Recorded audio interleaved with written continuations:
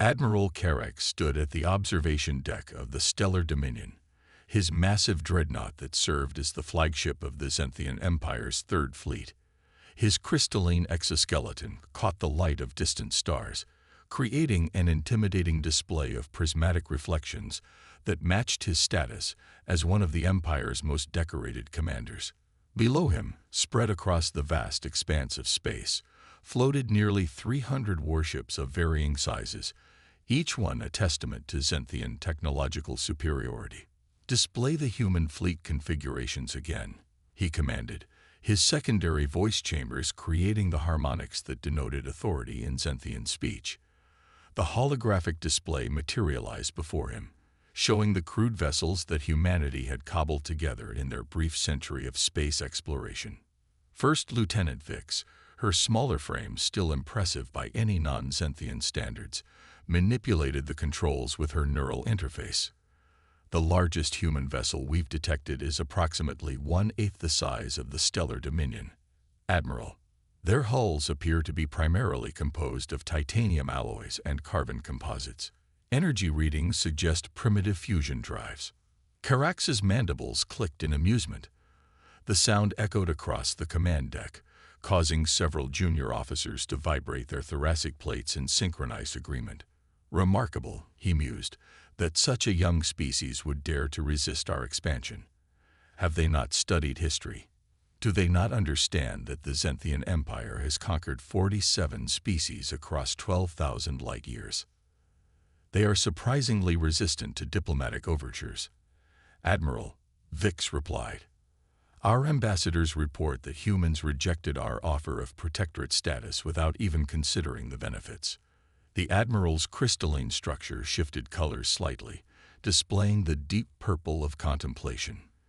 The Zenthian Empire had followed the same successful pattern for millennia: offer protection and technological advancement in exchange for resources and submission.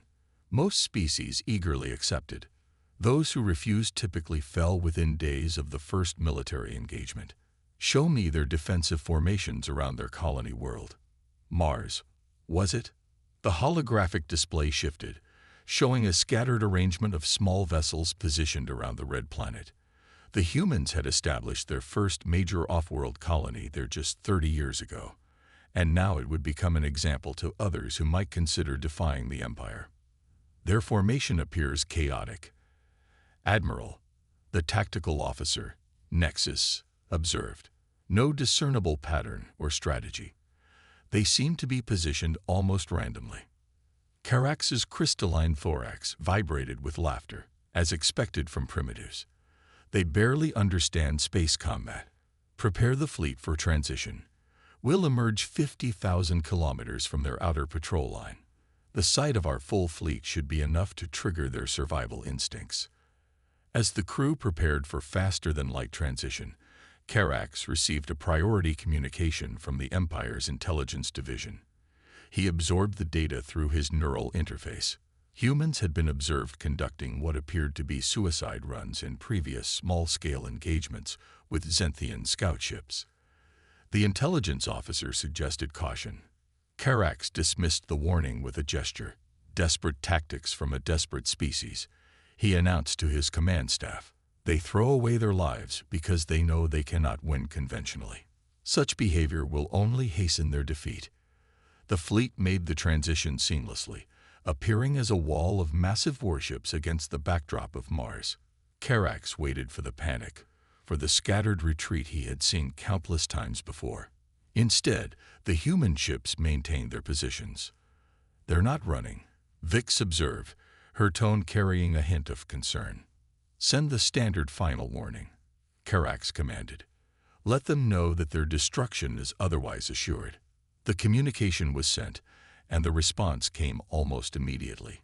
It was audio only, in perfect Zenthian language. "We have a response for your warning, Admiral." The voice was calm, almost amused. "Perhaps you should have studied our history more carefully. Humanity doesn't respond well to threats." Before Carax could reply, his sensor officers reported multiple anomalies. The seemingly random positioning of human ships suddenly made sense. They had created a three-dimensional web, and the Zenthian fleet had emerged right in the center of it. Energy signatures are spiking across all human vessels, Nexus reported, his crystalline structure showing hints of alarm red. They're not matching any patterns in our database. Impossible, Karax began, but the word was cut short as the first human ship launched its attack. The seemingly primitive vessel released what appeared to be a cloud of debris. Karax's sensors initially classified it as space junk, right until the moment the cloud suddenly accelerated, revealing itself to be thousands of tiny autonomous drones. Similar clouds erupted from every human ship, and suddenly the mighty Zenthian fleet found itself surrounded by millions of small, agile targets. Evasive action, Karax commanded, but he already knew it was too late. The humans hadn't built large ships because they had never intended to fight the way the Zenthians expected. They had created something entirely different, and in his arrogance, Karax had led his fleet right into their trap. The first drone swarm hit the nearest Zenthian cruiser.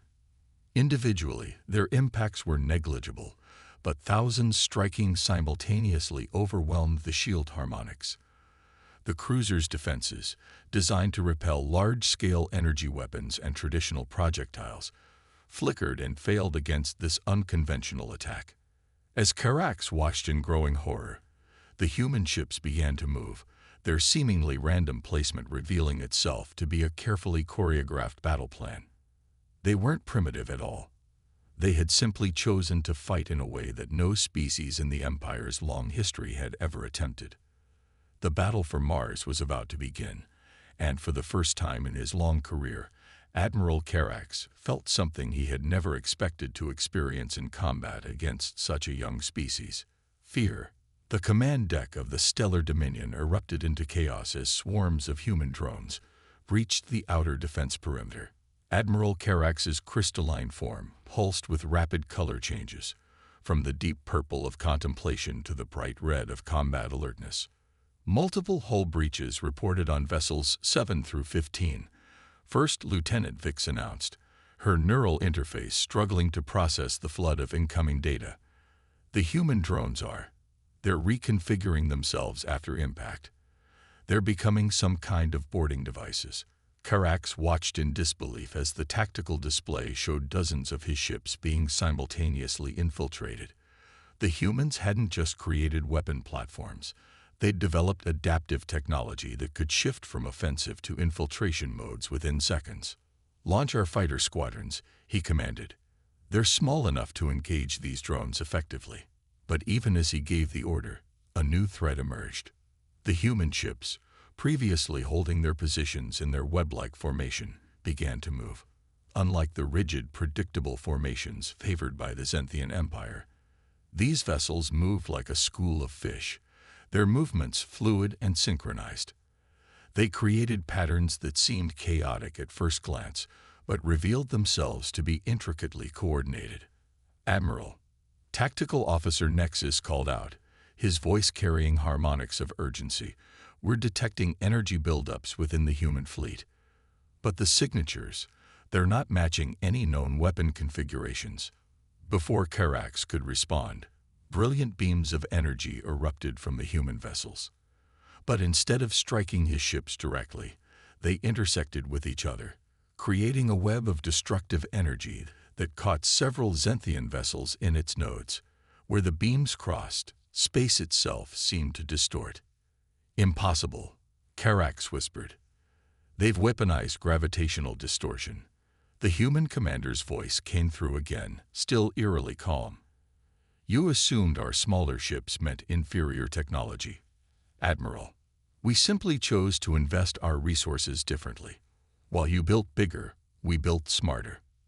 The Zenthian fighters, just launched from their carrier vessels, found themselves caught in these gravitational webs.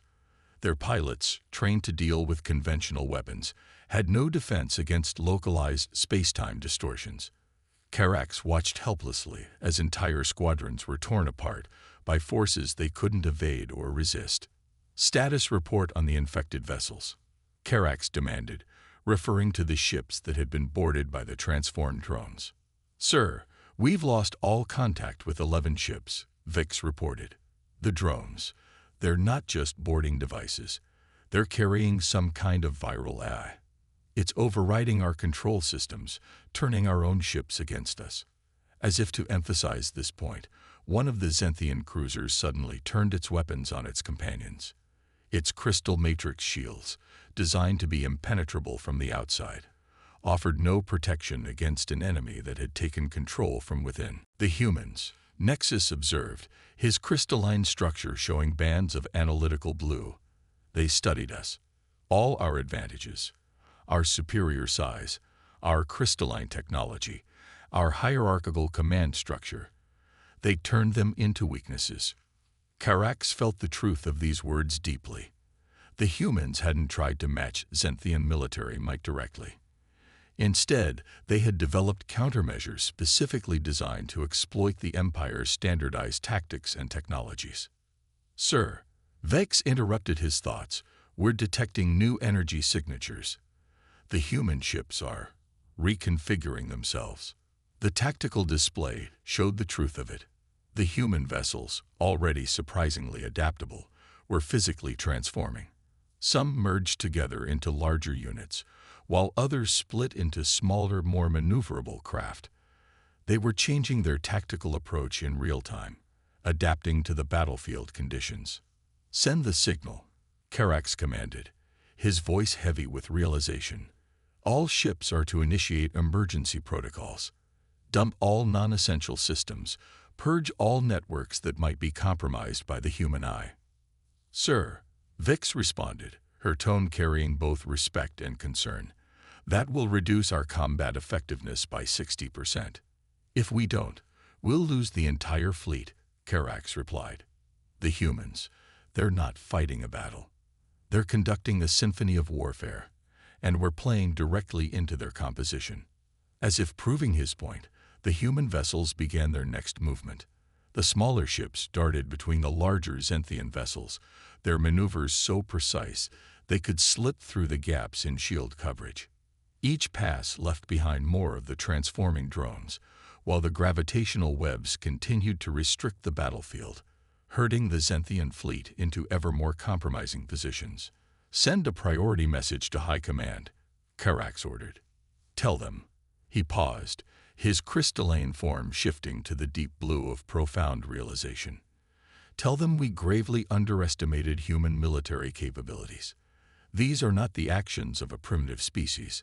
This is the carefully orchestrated plan of a civilization that has been preparing for this moment, possibly since they first detected our presence in the galaxy.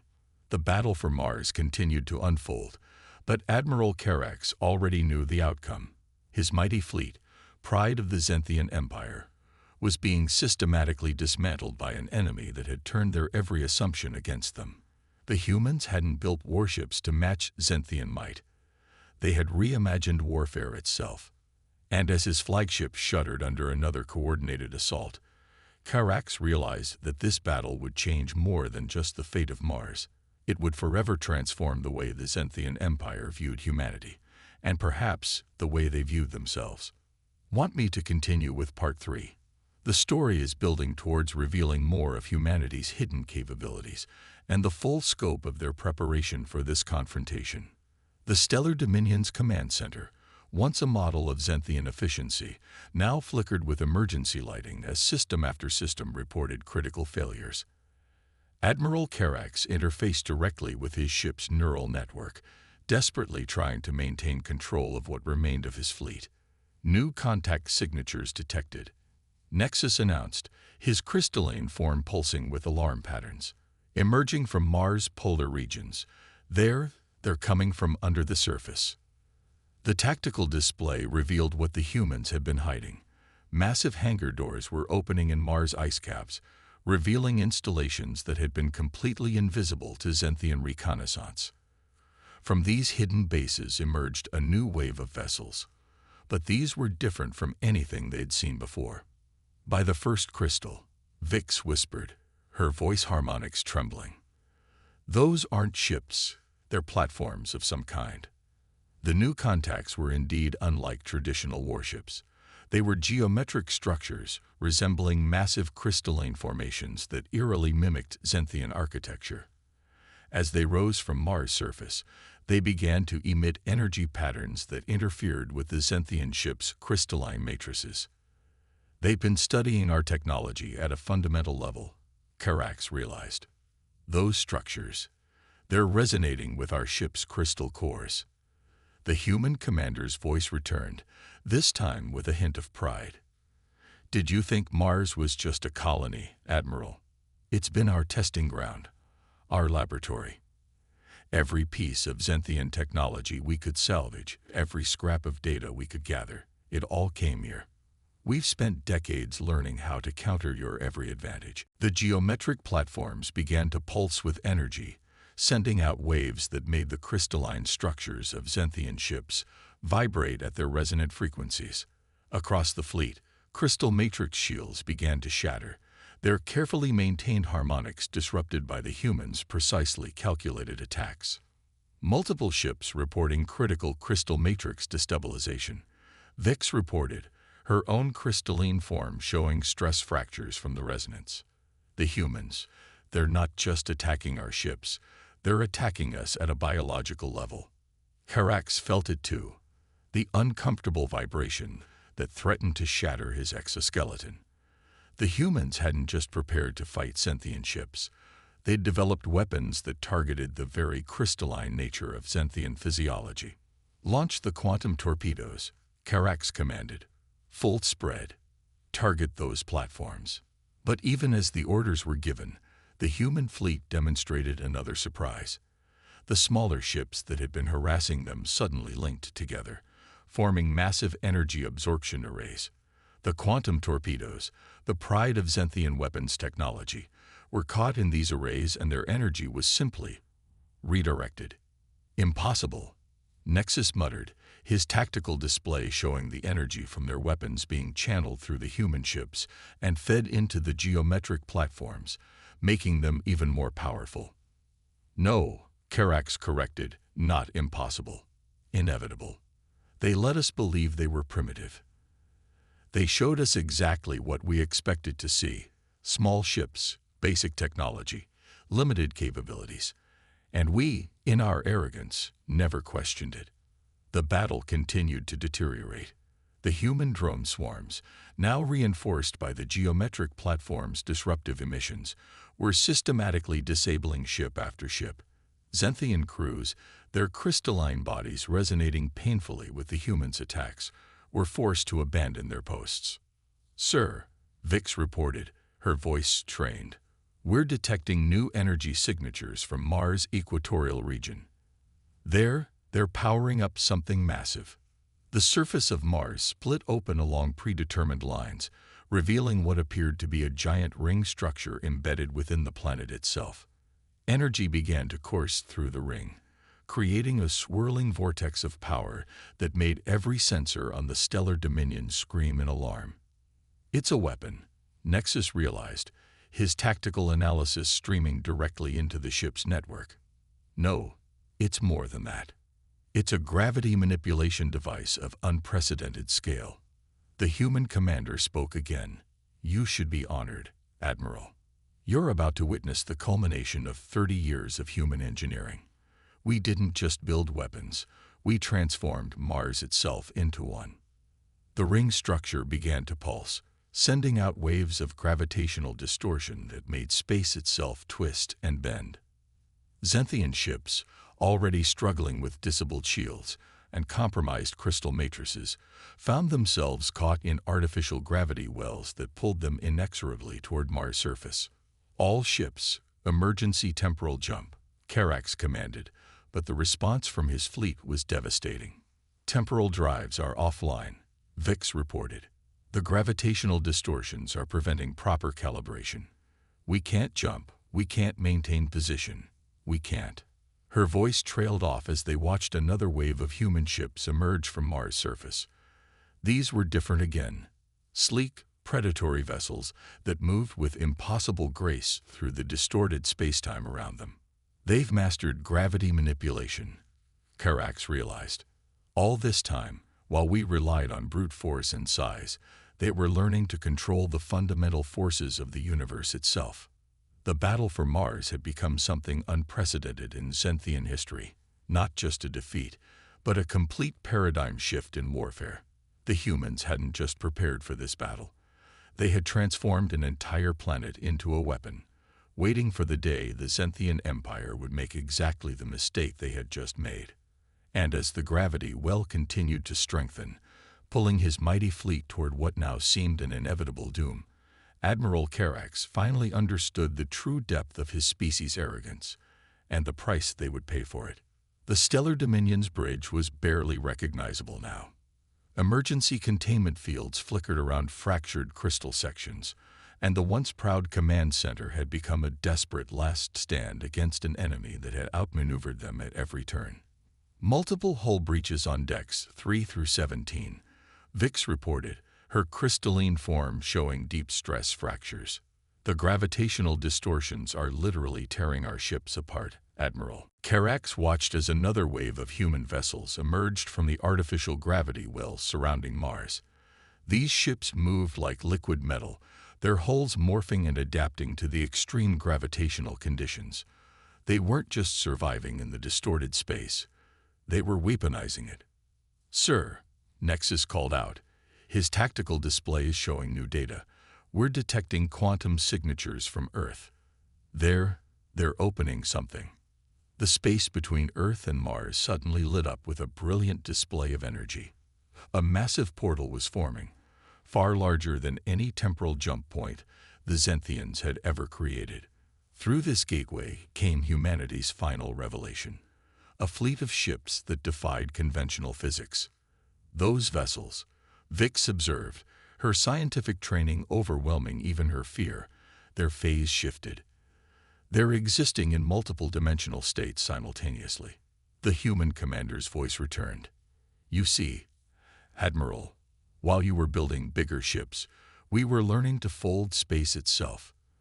Your empire expanded across 3 dimensions. We learned to exist in 11. The phase-shifted fleet moved through the battlefield like ghosts, passing through normal matter as if it didn't exist, only becoming solid when they chose to attack. Xanthian weapons passed harmlessly through them, while their own attacks struck with devastating precision. This isn't possible," Nexus protested, his tactical systems unable to track the phase-shifting vessels. "No species could advance this quickly. The energy requirements alone." "That's where you're wrong," the human commander interrupted. "We didn't advance quickly. We advanced differently. Your empire's technological progress was linear, predictable. Humanity, we threw out the rulebook. When we realized we weren't alone in the galaxy, we didn't try to catch up to you. We looked for ways to bypass you entirely." The truth of those words was evident in the devastation around them. The mighty Xanthian fleet, which had begun this battle believing itself invincible, was now trapped between multiple forms of impossible technology. Gravity weapons that distorted space itself, phase-shifted ships that ignored normal physics, and an entire planet transformed into a weapon platform. "Admiral," Vix reported, her voice heavy with defeat, "we're detecting similar quantum signatures throughout our empire. The humans, they've opened portals near every major Xanthian world." Carax's crystalline form pulsed with the deep blue of revelation. This wasn't just a battle for Mars. This was a coordinated strike against our entire empire. While we focused our attention here, they positioned their forces everywhere. The human commander spoke again, but this time with a tone of finality. "For centuries, your empire has expanded unchallenged, believing size and power were all that mattered. We let you believe we were primitive, watched you dismiss us as inferior. But humanity has always had one advantage you never understood. We thrive on being underestimated." Around the Stellar Dominion, the remains of the Third Fleet hung in space, caught in an inescapable web of gravitational forces. The phase-shifted human vessels continued their precise strikes, systematically disabling every Xanthian ship while carefully avoiding unnecessary casualties. "Open a channel to all remaining ships," Carax commanded, his crystalline form settling into the clear color of absolute certainty. "And patch me through to high command." "Sir?" Vix questioned, though she already knew what was coming. "The humans have won," Karax stated simply. "Not just this battle. They've won the war before we even knew it had begun. If we continue, they'll destroy our entire empire, not through brute force, but through their mastery of sciences we barely understand." As he prepared to give the order that would change the course of Zenthian history, Karax reflected on the lesson that would reshape their civilization. True power lay not in size or strength, but in the ability to transform perceived weakness into unprecedented advantage. The battle for Mars was ending, but its implications would echo across the galaxy for generations to come. Humanity had not just defeated the Zenthian Empire, they had completely redefined the nature of warfare itself. In the still aftermath of battle, the stellar dominion drifted powerless amid the debris of what had once been the pride of the Zenthian Empire. Admiral Karax stood before his shattered command center, watching as human ships methodically secured the space around Mars, their phase-shifted hulls still flickering between dimensions. "Transmission from High Command confirmed," Vix announced, her voice carrying the harmonics of resignation. "They've received our battle data and the humans' demands." "Transmission from High Command confirmed," Vix announced, her voice carrying the harmonics of resignation. "They've received our battle data and the humans' demands." The demands had been surprisingly moderate, given humanity's overwhelming victory. They didn't seek territory, revenge, or even reparations.